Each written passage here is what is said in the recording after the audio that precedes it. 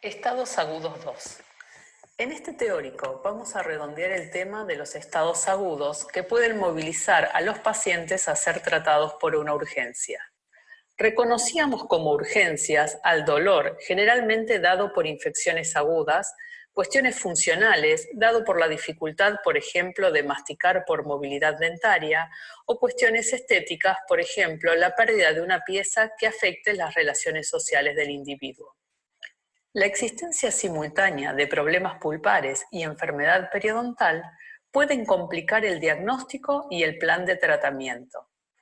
El término endoperio fue descrito por Shimrin y Goldberg en 1964.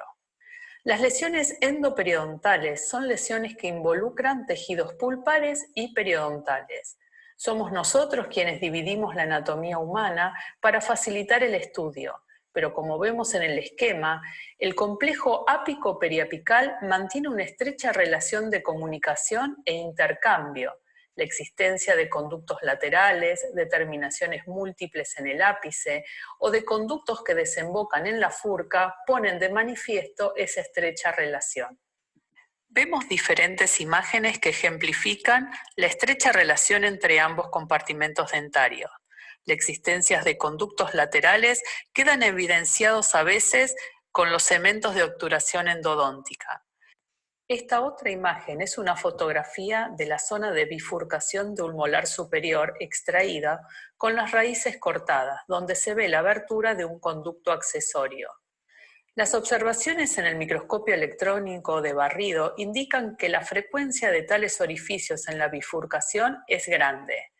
En este esquema se ilustra la frecuencia de conductos accesorios en los distintos niveles de la raíz. Los datos son valores promedios obtenidos de Dedeus en 1975. Las observaciones fueron efectuadas después de haber hecho transparentes los dientes y de haber rellenado los conductos con tinta china. Las cifras en la porción coronaria incluyen las de las bifurcaciones y trifurcaciones.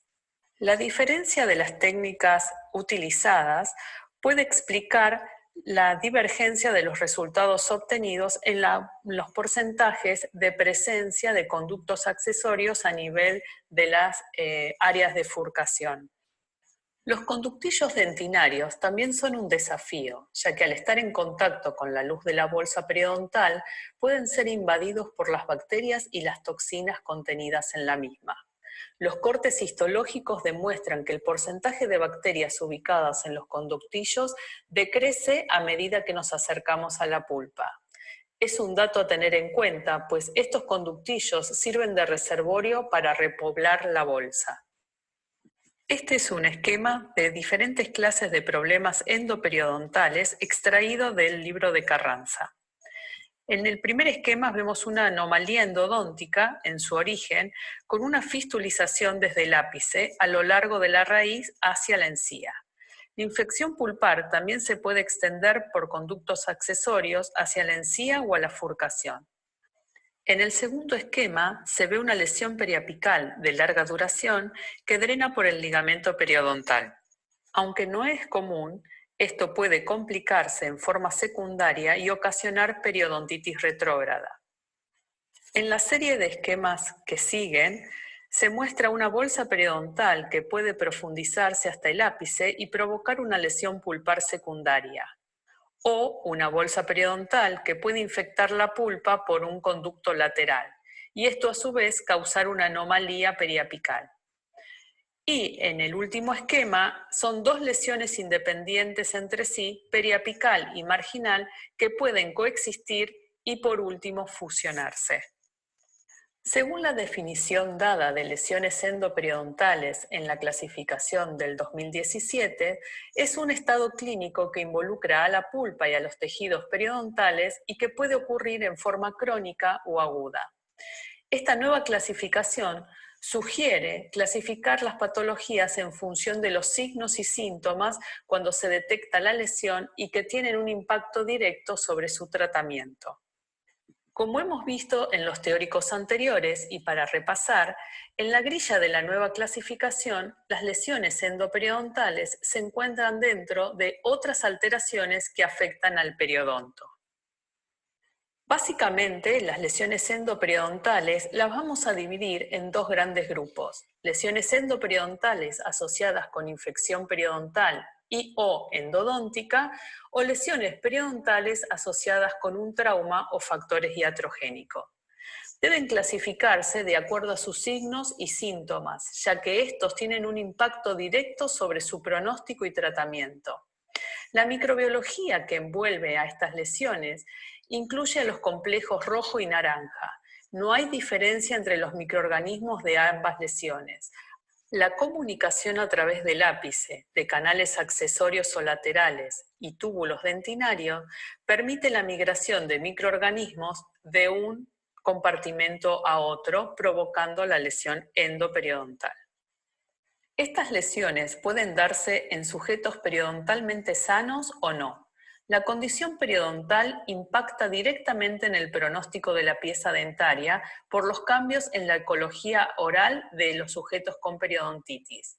Volver al sitio a salud es un desafío, en especial en pacientes con periodontitis severas y en dientes con bolsas profundas, como es el caso de las lesiones endoperio.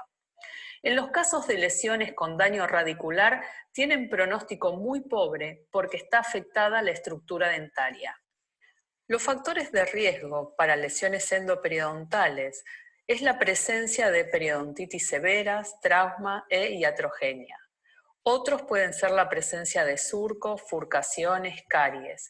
Y en pacientes sin periodontitis, el factor de riesgo más común es el surco palatino. Las características de anaerobiosis del medio ambiente involucrado y la disponibilidad de nutrientes en ambas lesiones, tanto endodónticas como periodontales, hacen que los microorganismos involucrados sean del grupo de los complejos rojo y naranja. Se debe señalar que la composición de la microflora en las pulpas necróticas no es tan compleja como en las bolsas periodontales profundas, propias de la enfermedad periodontal. Por lo general se componen de un número limitado de especies bacterianas, de las cuales una o dos pueden predominar. La respuesta tisular del huésped a la infección toma la forma de un absceso agudo o de una reacción inflamatoria crónica. La variedad depende totalmente de la calidad y la cantidad de las bacterias presentes en el conducto radicular y de la capacidad de defensa del huésped para confinar y neutralizar los elementos bacterianos liberados desde el sistema de conductos radiculares hacia el periodonto. Vamos entonces a detenernos en la descripción de cada una de las situaciones clínicas que involucran los cuadros de lesiones endoperidontales. Vamos a separarlas en dos grandes grupos, dependiendo de la etiología, en lesiones endoperidontales sin daño radicular y lesiones endoperidontales con daño radicular. Dentro de las lesiones endoperidontales sin daño radicular, vamos a hablar entonces de las endodónticas, que se presentan en un paciente sin periodontitis. Sobre una pulpa sana pueden actuar diferentes injurias. El alisado radicular periodontal o el tallado conservador de un diente para una restauración pueden generar síntomas pulpares.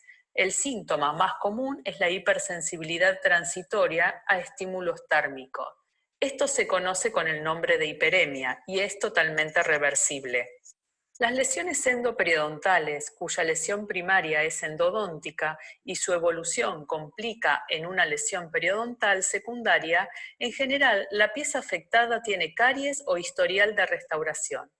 Una injuria que puede ser desde una caries dental, un traumatismo, afecta la vitalidad pulpar. Como hemos visto en los esquemas anteriores, la necrosis pulpar puede producir reabsorción ósea y radiolucidez a nivel del ápice radicular, a nivel de la furcación o a nivel lateral de la raíz por la presencia de conductillos laterales. En general, en estos pacientes se observa una bolsa que drena en un solo sitio por donde está fistulizando el proceso endodóntico, una fístula transgingival. Tiene características propias. La prueba de vitalidad es negativa. Las características generales en estas lesiones es que la pieza involucrada tiene una prueba vital negativa, o sea, tiene necrosis. El diente es portador de una gran restauración o tiene historia de un tratamiento de conducto insuficiente. Puede fistulizar o formar bolsas estrechas, hay destrucción ósea localizada y puede existir movilidad dental. El tratamiento indicado es el tratamiento endodóntico y el pronóstico es excelente. En este esquema extraído del LINDE se muestran las posibles vías de fistulización de un absceso periapical hacia el surco o bolsa periodontal. En el esquema A, la fistulización se hace a través del ligamento periodontal. Recibe el nombre de fístula transperiodóntica. Y la B es una fistulización extraósea. Vamos ahora a analizar a las lesiones endoperidontales sin daño radicular en pacientes periodontales. En general, estas lesiones se observan en pacientes con cuadros clínicos compatibles con enfermedad periodontal. Generalmente, los dientes afectados muestran vitalidad pulpar. Es común la existencia de placa, cálculo, bolsas periodontales, pérdida ósea generalizada, sangrado al sondaje y pérdida de inserción. El tratamiento para estos casos es el raspaje y alisado radicular. El pronóstico es bueno, dependerá de la severidad de la lesión y siempre hay que vigilar la vitalidad pulpar. Los efectos de la enfermedad pulpar sobre el periodonto han sido bien documentados. La relación nítida entre periodontitis y lesión pulpar es menos evidente. Se podría aseverar que los productos bacterianos e inflamatorios de las periodontitis llegan a la pulpa por vía de los conductos accesorios, agujeros apicales o túbulos dentinarios. Este mecanismo, lo contrario a los efectos de la pulpa necrótica sobre el ligamento periodontal, se ha denominado pulpitis retrógrada. Los cambios inflamatorios se reconocen junto a los conductillos accesorios expuestos por la periodontitis, pero no producen muerte pulpar, sí cambios inflamatorios y degenerativos con formación de dentina secundaria. Fibrosis, calcificación de conductos radiculares, se pueden encontrar nódulos o agujas cálcicas, conductos estrechos que son posteriormente una complicación para la endodoncia. La pulpa posee buena capacidad de defensa, siempre que el aporte sanguíneo por la vía del agujero apical permanezca intacto. La destrucción intensa de la pulpa sobreviene solo cuando la periodontitis llega al foramen apical, que es el más importante. Vamos a hablar ahora de las lesiones endoperidontales combinadas, que son las verdaderas lesiones endoperidontales. Estas lesiones son el producto de la evolución y extensión de una patología endodóntica a un defecto periodontal existente. Complica el diagnóstico y la secuencia de tratamiento. Tenemos aquí imágenes de ejemplo de lesiones endoperidontales combinadas. El tratamiento endodóntico es muy predecible. El componente periodontal en una lesión combinada es de resolución más difícil y no se puede disipar mientras no desaparezca la lesión endodóntica. Si la mayor parte del soporte óseo se ha perdido por causa de la periodontitis, la pieza dental puede tener un mal pronóstico. En este caso, una vez tomada la decisión de conservar el diente por el soporte óseo remanente, el tratamiento de conductos precede al tratamiento periodontal. Una vez realizado el tratamiento endodóntico, el tratamiento de la bolsa residual es más predecible. En este caso, la pieza dentaria está afectada endodóntica y periodontalmente, pero no es una lesión endoperiodontal combinada, pues ambas patologías no están conectadas entre sí. En este caso, el orden en que se realizan ambos tratamientos es indistinto, pero obviamente necesita un tratamiento endodóntico más un tratamiento periodontal. El aumento de movilidad, la tumefacción, por sobre todas las cosas el dolor, presencia de fístulas, sangrado, supuración, pérdida de hueso alveolar, sensibilidad a la percusión, presencia de adenopatías, son los signos y síntomas relacionados con las lesiones endoperidontales y hacen que no sea fácil determinar cuál es el origen de la lesión endoperio. No siempre se cuenta con registros de la historia de la enfermedad. Lo importante es determinar el estado de destrucción y el pronóstico del diente para elaborar un correcto plan de tratamiento. En esta foto se ilustra clínicamente una tumoración ubicada en la encía, bolsas profundas distal con supuración y hemorragia positiva en ambas piezas, 36 y 37, y las dos con historial de restauraciones. Radiográficamente se observa pérdida ósea. La radiolucidez involucra a la raíz distal de la pieza 37. La toma de vitalidad, en este caso, orienta el tratamiento a seguir. Hacer un diagnóstico diferencial es la clave. Poder discernir si se trata de una lesión de origen endodóntico que está fistulizando a nivel periodontal o si es una lesión combinada. Tomar la vitalidad con un vitalómetro o con gutapercha caliente. Tomar una fistulografía. Consiste en meter un cono de gutapercha por la fístula y tomar una radiografía. La radioopacidad del cono trazará el camino de la fístula y orientará en el diagnóstico. Vamos a empezar a ver algunas características en los síntomas para diferenciar ambas patologías. Si hablamos del dolor, el dolor endodóntico es agudo, intenso, aparición espontánea y no responde a analgésico. En cambio, el dolor de origen periodontal es crónico, moderado, disminuye cuando uno drena y responde a analgésicos. La tumefacción de origen endodóntico suele diseminarse a planos faciales, busca una vía de drenaje. En cambio, en el de origen periodontal se localiza en la encía insertada, rara vez se disemina y casi nunca hay tumor facial. La movilidad está circunscripta a la pieza afectada en caso de ser endodóntico. En cambio, en una lesión periodontal, la movilidad puede observarse en otras piezas por disminución del soporte óseo. Cabe aclarar que no hay blancos y negros tan tajantes en la sintomatología. Es lo que suele suceder en general. Puede suceder que un estado sistémico complicado del paciente haga que un absceso periodontal se disemine o un absceso endodóntico se da en un paciente que ya tiene movilidad por causa de enfermedad periodontal. Bien, para repasar, en una lesión endoperiodontal sin daño radicular que asienta en pacientes sin enfermedad periodontal, o sea que la causa primaria es endodóntica, la pulpa de esa pieza afectada será no vital y el tratamiento que recibirá esa pieza con muy buen pronóstico será el endodóntico. En caso que la lesión primaria sea la periodontal, la pulpa puede presentarse vital o no vital. Si hablamos de dientes que están enfermos periodontalmente, por ejemplo, y ya tienen un tratamiento de conductos realizado. Y el tratamiento que recibirá esa pieza será periodontal. En cambio, en una lesión combinada donde la condición pulpar es no vital pero no tratada, el tratamiento será endodóntico y periodontal.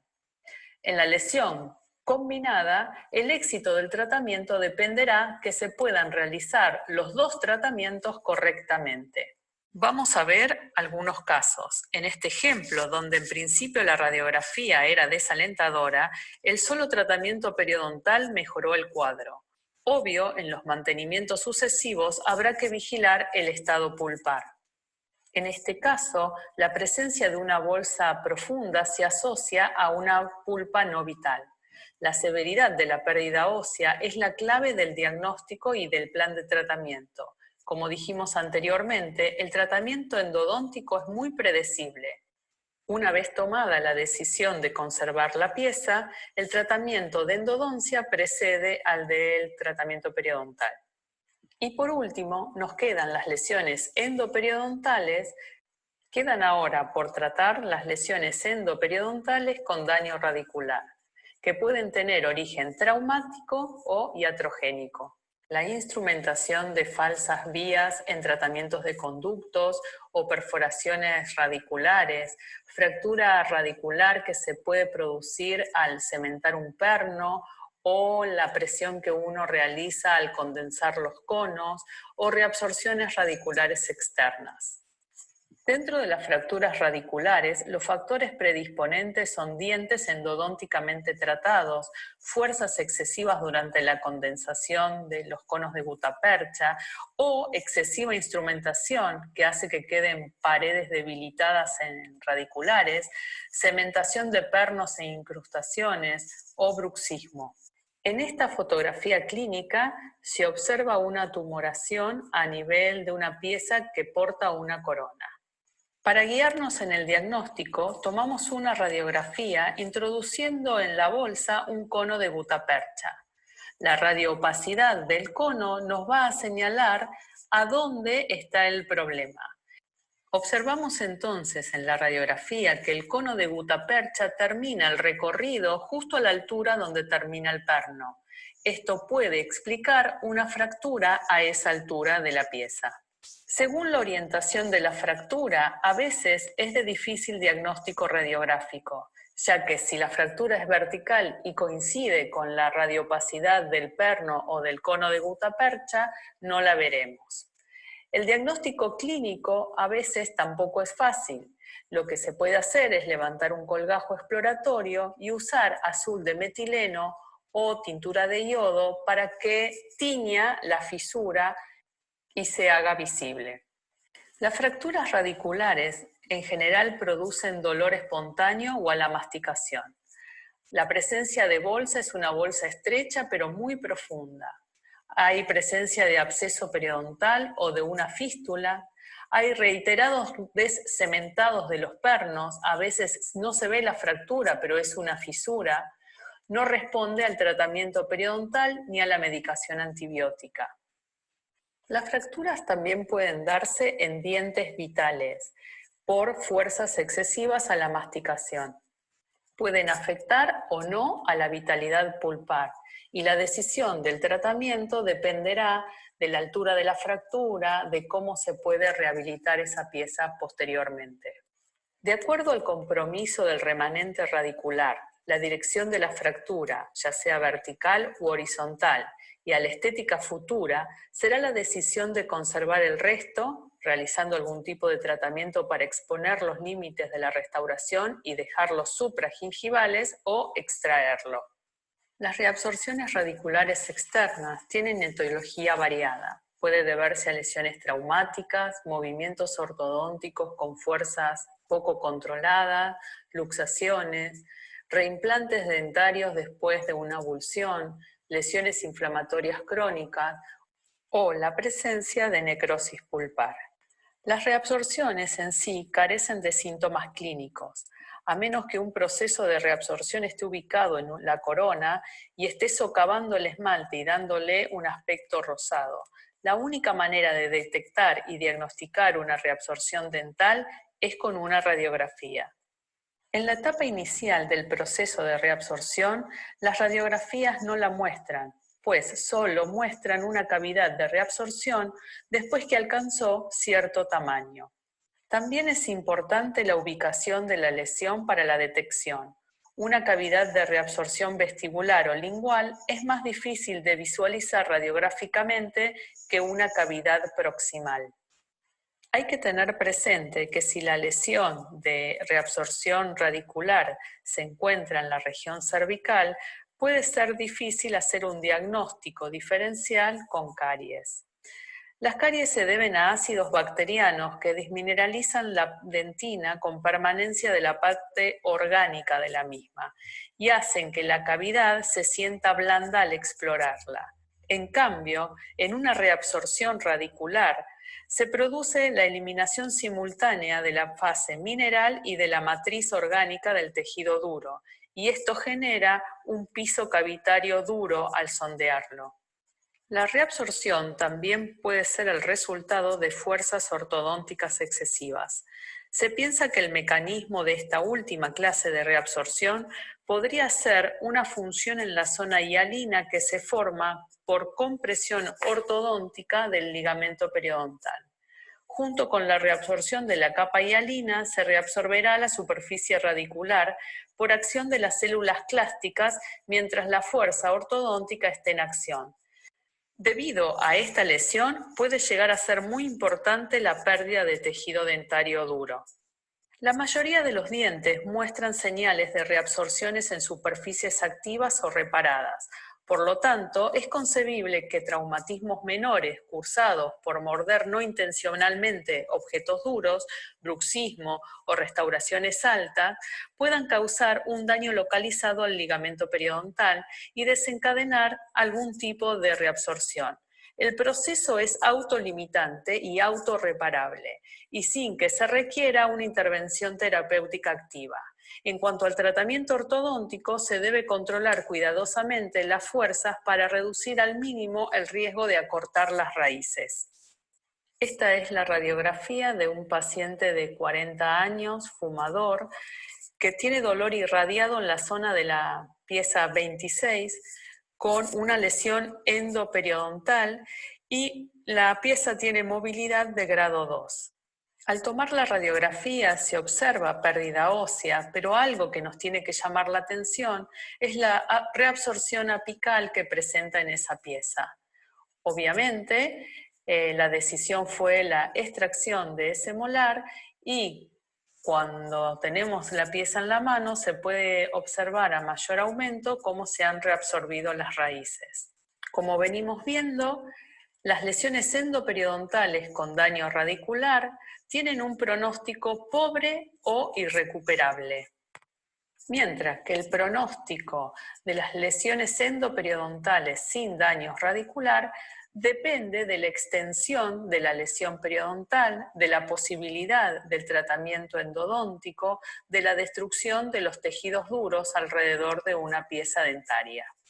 Para concluir, los estados agudos requieren siempre una pronta resolución por estar vinculados con la manifestación del dolor por parte del paciente. Su tratamiento inicial se limita a cronificar el cuadro. En una segunda instancia, con los cuadros ya crónicos, se realizarán los tratamientos correspondientes según los diagnósticos establecidos.